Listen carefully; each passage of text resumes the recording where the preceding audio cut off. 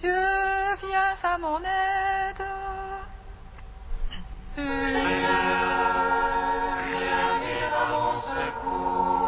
Gloire au Père, au Fils, au Saint-Esprit, maintenant et toujours.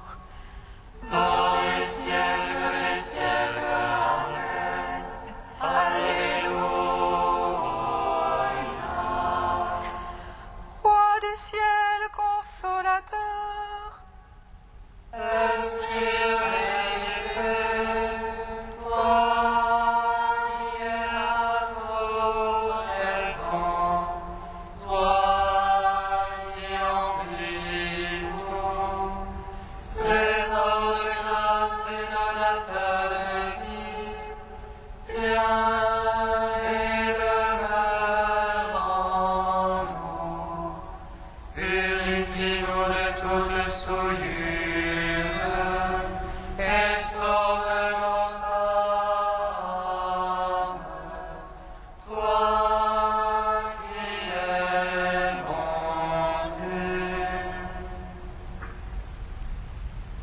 Roi du ciel consolateur, Esprit de vérité, toi qui es là toujours présent, toi qui emplis tout, trésor de grâce et donateur de vie, viens et demeure en nous. Purifie-nous de toute souillure et sauve nos âmes. Toi qui es bonté. mon âme languit. Je te cherche avec des larmes, Seigneur. Vois ma vision, illumine mes ténèbres, afin que mon âme soit dans la joie. Seigneur, donne-moi ton humilité, afin que ton amour soit en moi et que ta crainte vive en moi. Mon âme languit et je te cherche avec des larmes, Seigneur. Vois mon affliction, illumine mes ténèbres, afin que mon âme soit dans la joie. Seigneur, donne-moi ton humilité, afin que ton amour soit en moi et que ta crainte vive en moi. Mon âme languit, et je te cherche avec des larmes, Seigneur. Vois mon affliction, illumine mes ténèbres, afin que mon âme soit dans la joie. Seigneur, donne-moi ton humilité, afin que ton amour soit en moi et que ta crainte vive en moi. Psaume 118, strophe 20. Seigneur, nombreuses sont tes tendresses. Délivre-moi par ta parole. Seigneur, nombreuses sont tes tendresses, délivre-moi par ta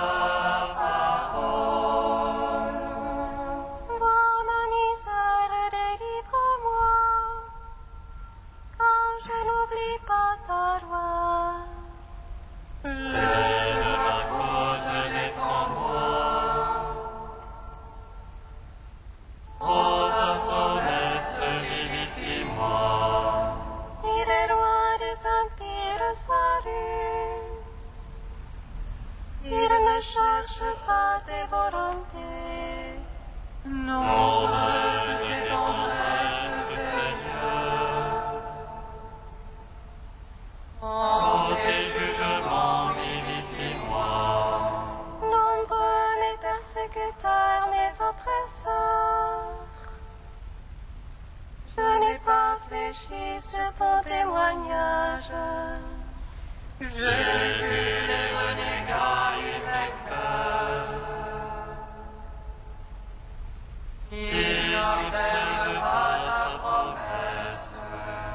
Voici, j'aime tes préceptes. En ton amour, vivifie-moi.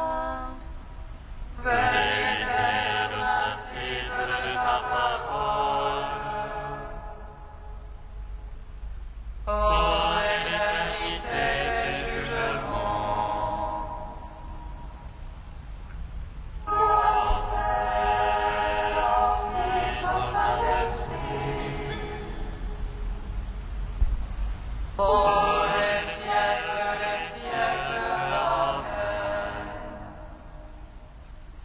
Seigneur, nombreuses sont tes tendresses.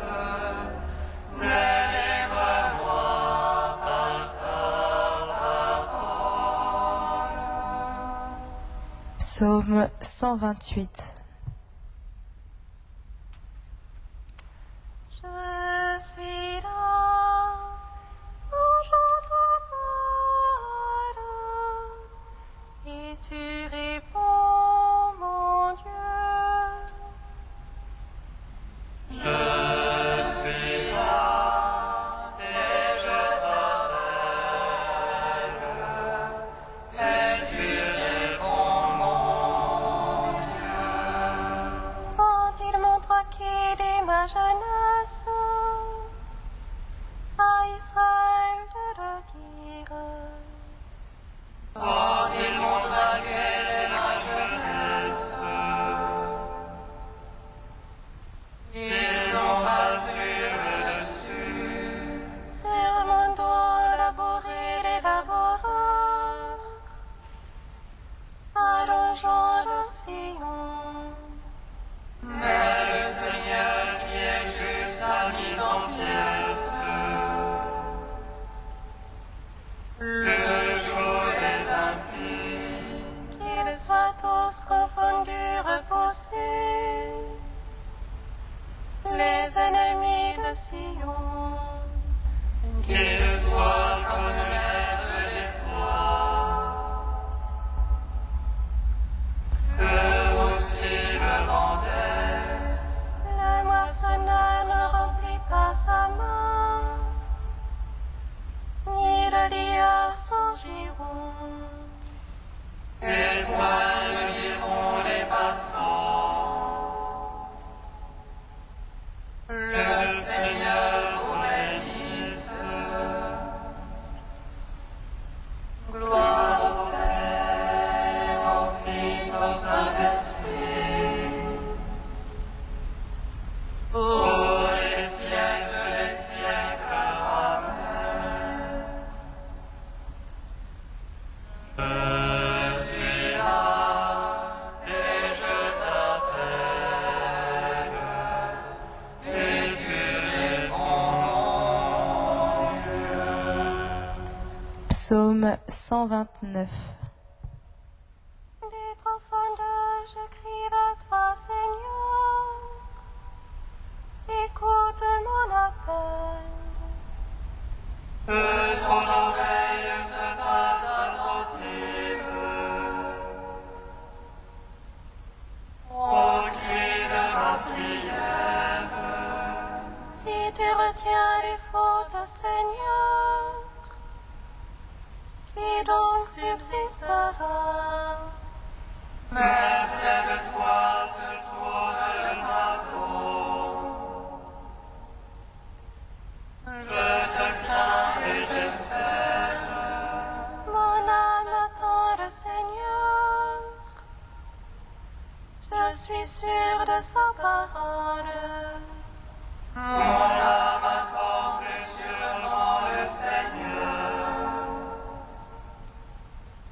qu'un veilleur attend l'aurore.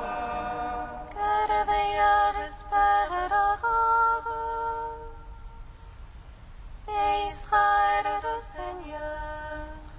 Puisse auprès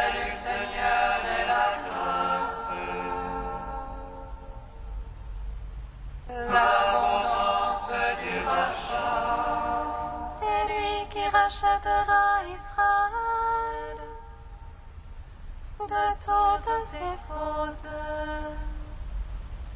Gloire au Père, au Fils, au Saint-Esprit,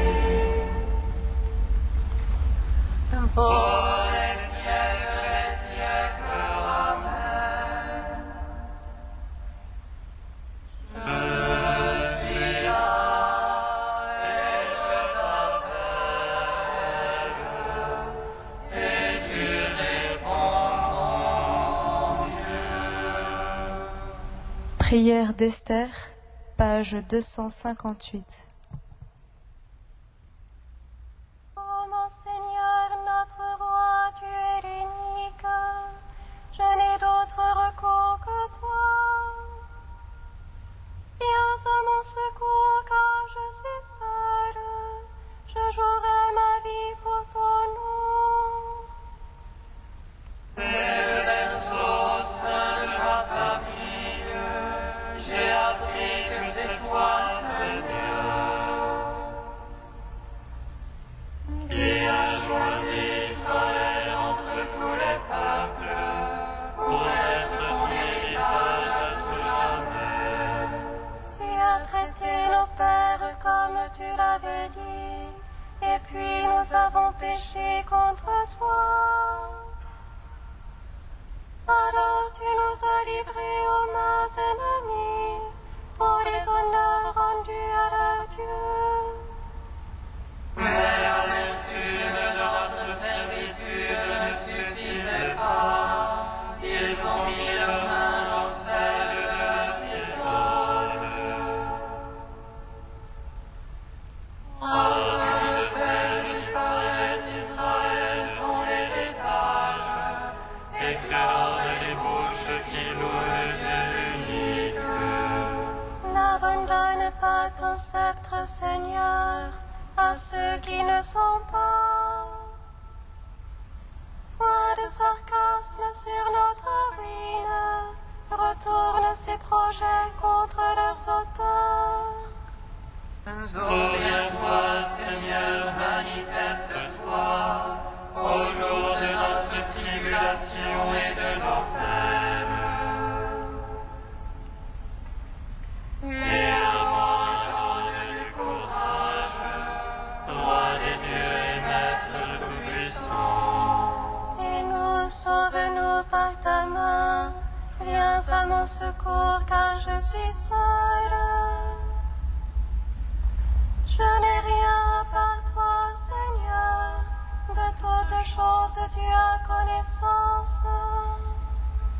Ta servante se réjouit en toi, Dieu d'Abraham, ô Dieu dont la force l'emporte sur tous. Écoute la voix des désespérés et libère-moi de ma peur. Rendons gloire au Père Tout-Puissant, à son Fils Jésus-Christ le Seigneur, à l'Esprit qui habite dans nos cœurs, pour les siècles des siècles. Amen.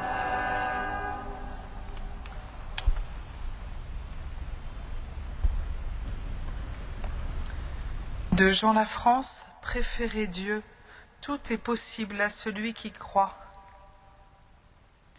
Nous ne soupçonnons pas à quel point nous sommes peu habitués à la confiance. C'est la seule attitude que Jésus attend de ses disciples. Il s'émerveille de trouver cette confiance dans le cœur du centurion.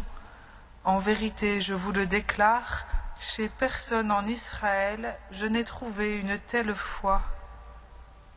Il affirme qu'il n'a pu faire de miracle dans sa patrie, car il n'a pas trouvé assez de foi. Et à ses apôtres pris de peur, il manifeste l'absence de confiance qui est en eux et le danger très réel que ce manque de confiance leur fait courir. Une parole de Jésus me frappe toujours, surtout à notre époque. Le Fils de l'homme, quand il viendra, trouvera-t-il la foi sur la terre ? Il y a une sentence de Thérèse de Lisieux qui résume tout son manuscrit et qui dit à peu près ceci: c'est la confiance, et rien que la confiance, qui doit nous mener à l'amour. C'est assez redoutable. Bien sûr, nous allons à Dieu par la confiance, mais aussi par autre chose, en cherchant tout de même quelques petits appuis, quelques signes, quelques garanties. Le propre de la confiance, c'est de ne pas chercher autre chose, de ne s'appuyer sur rien d'autre que l'amour et la miséricorde. Si on cherche Dieu par la confiance et aussi par autre chose, dans la mesure où on y va par autre chose, on cesse d'avoir confiance et par conséquent, on perd tout.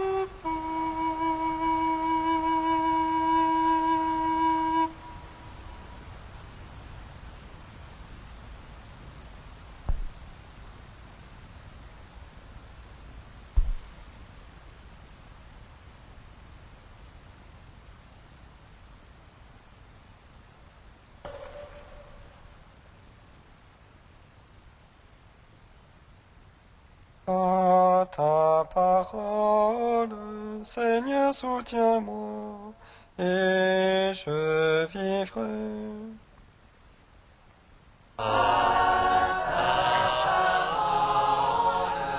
Seigneur, soutiens-moi, et je vivrai. Va prendre le petit livre ouvert dans la main de l'ange, qui se tient debout sur la mer et sur la terre.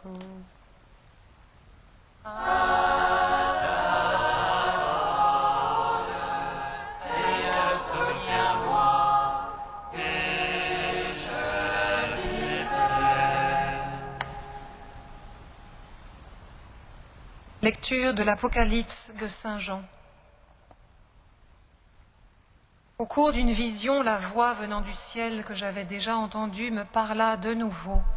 Elle me dit: va prendre le petit livre ouvert dans la main de l'ange qui se tient debout sur la mer et sur la terre. Je m'avançai vers l'ange pour lui demander de me donner le petit livre. Il me dit: prends et mange-le. Il remplira tes entrailles d'amertume, mais dans ta bouche il sera doux comme le miel. Je reçus le petit livre de la main de l'ange, et je le mangeai.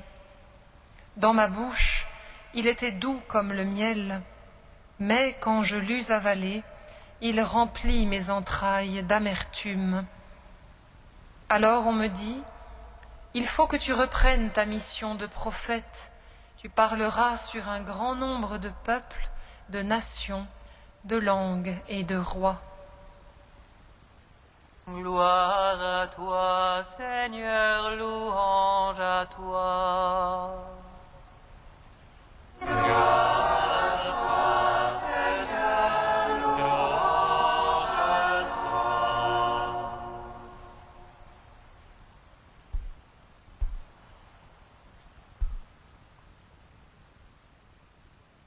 une voix, une parole, une mission, c'est l'histoire d'une vocation.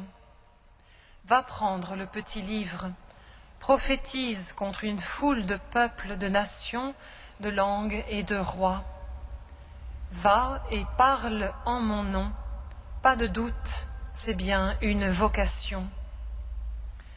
Mais une vocation, dira-t-on, surtout une vocation prophétique, normalement c'est au début d'une histoire, avant même le sein maternel pour Jérémie par exemple. C'est qu'il s'agit ici, pour le voyant de l'Apocalypse, d'une seconde vocation. Une vocation dans la vocation, en quelque sorte. Tu m'as suivi, tu m'as répondu, tu m'as obéi, eh bien maintenant je t'appelle encore. À nouveau, dit le texte, à 2 reprises. Ton métier de prophète, tu le fais et tu le fais bien.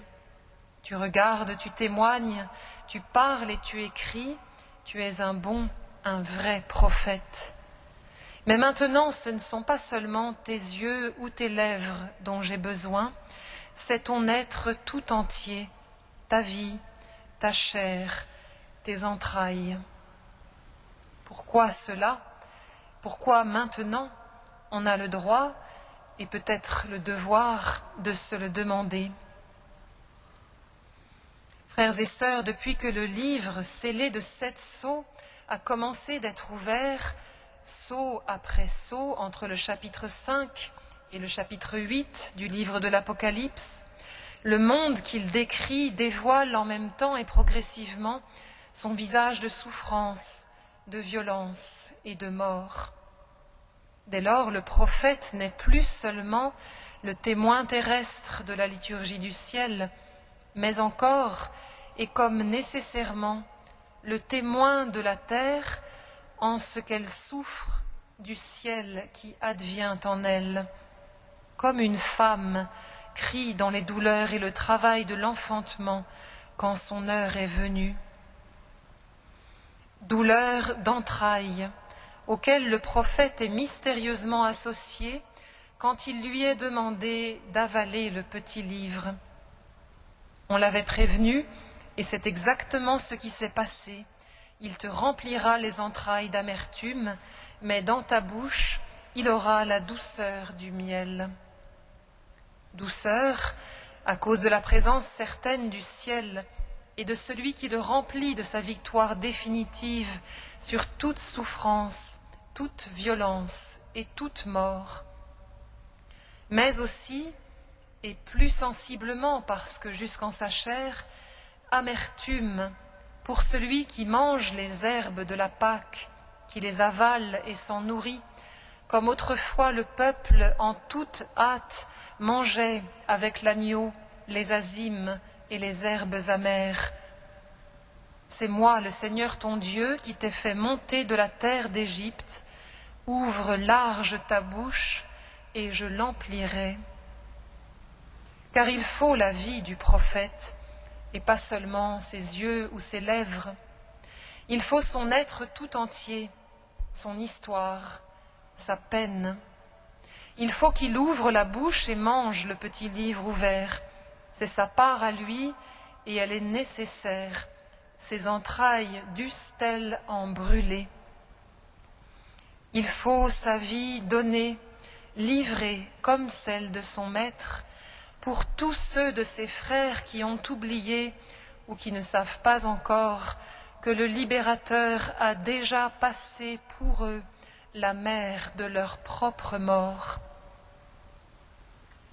Frères et sœurs, un autre, un seul, offre sa chair et ses entrailles à la brûlure ultime et définitive de la Pâque du monde entier. Un autre, un seul, mange et assimile l'amertume de notre mort pour nous remplir ensuite de sa douceur. C'est vrai. Mais s'il nous arrive à nous aussi parfois de goûter quelque chose de l'amertume amère de cette Pâque, ne nous étonnons pas, ne nous révoltons pas. C'est la sienne, bien sûr, d'abord et ultimement la sienne, mais c'est aussi et inséparablement la nôtre.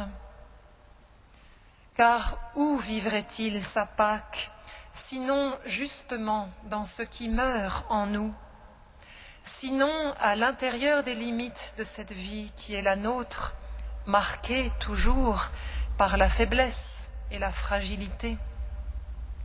Et comment nous attirerait-il à lui s'il ne mourait d'abord notre mort en nous, pour nous donner en lui de vivre à tout jamais?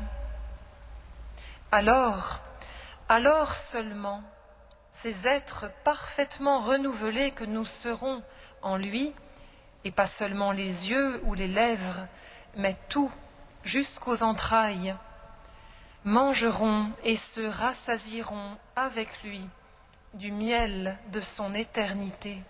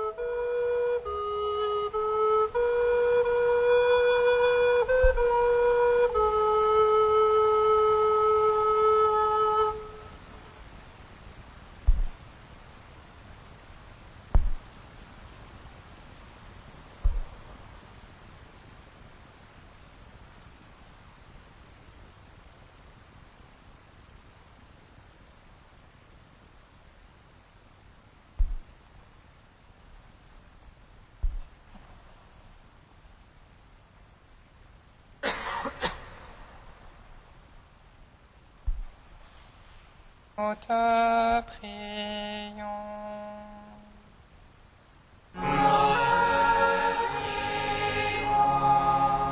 Seigneur, tu as révélé le dessein de ton amour envers nous. Donne-nous un désir d'approfondir les Écritures.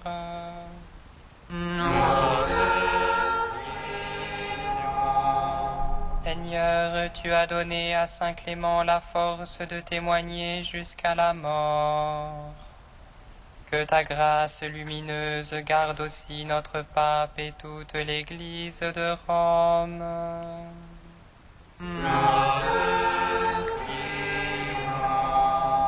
Seigneur, tu as inspiré à Saint Colomban d'annoncer la bonne nouvelle par la vie monastique.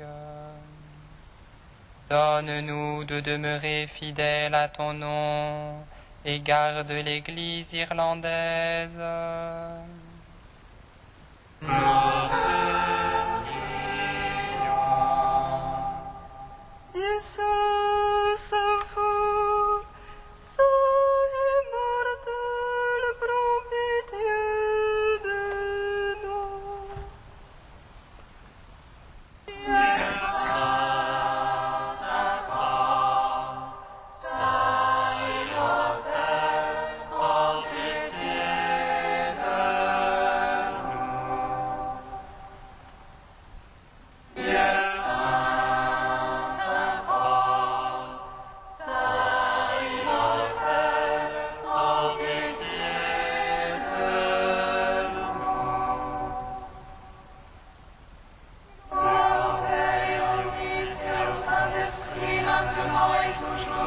les siècles des siècles. Amen. Saint immortel, prends pitié de nous. Dieu saint, saint fort, saint immortel, prends pitié de nous. Comme nous l'avons appris du Sauveur et selon son commandement, nous osons dire: Notre Père, qui es aux cieux, que ton nom soit sanctifié, que ton règne vienne, que ta volonté soit faite sur la terre comme au ciel. Donne-nous aujourd'hui notre pain de ce jour. Pardonne-nous nos offenses, comme nous pardonnons aussi à ceux qui nous ont offensés. Et ne nous soumets pas à la tentation, mais délivre-nous du mal. Car c'est à toi qu'appartiennent le règne, la puissance et la gloire pour les siècles des siècles. Amen.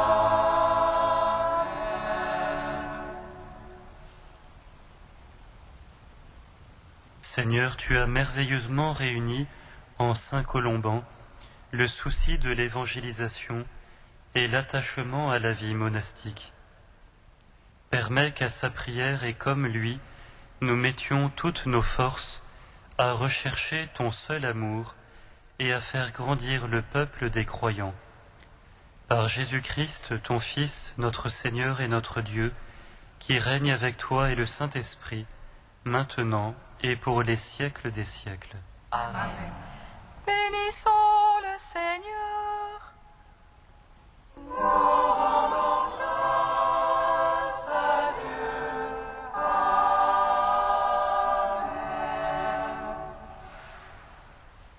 L'ange annonça